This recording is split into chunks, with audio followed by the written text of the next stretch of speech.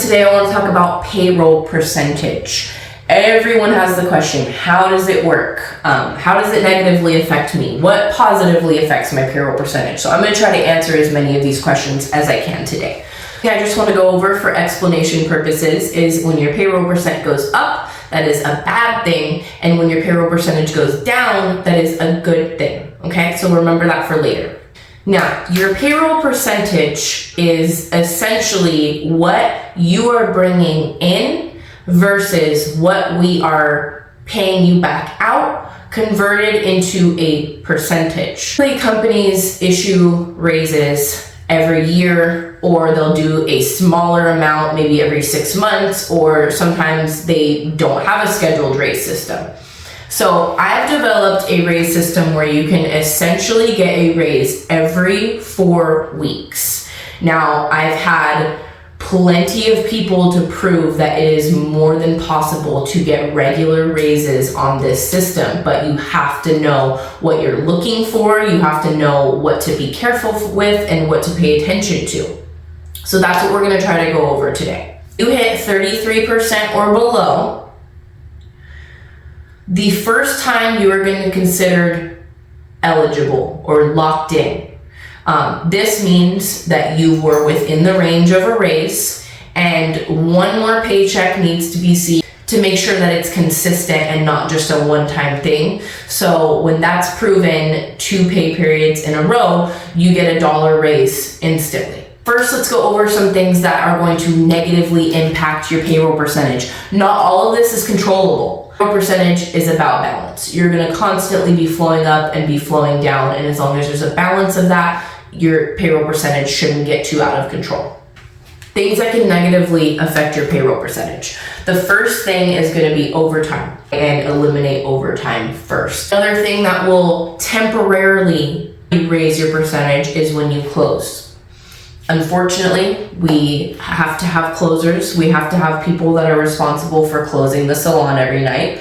So as long as that's not done in excess, like you're not closing more than 2 days a week, you should be fine once everything is balanced out. But basically, from the morning that you walk in on a new pay period, you have a number, right?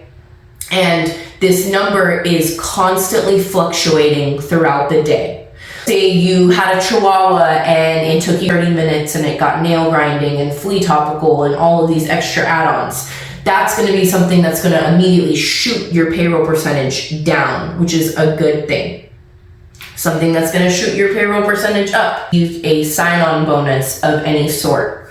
Your payroll percentage is temporarily going to skyrocket because you got paid hundreds of dollars more than you should have based on the income that you brought in the salon. Because this is the way that this payroll percentage program budgets itself. So since we're evaluating every 2 weeks, but the time period where you got maybe a bonus or a sign-on bonus or a bunch of overtime, that's also the program telling itself, okay, we can't afford to give you a raise this time. Another thing, unfortunately, is going to be health insurance. You have to account that because that is technically what we are paying back out for you.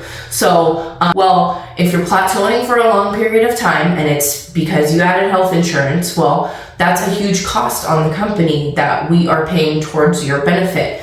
There might be a point where we're paying you as much as we can afford to based on what we're paying back out for you as an employee.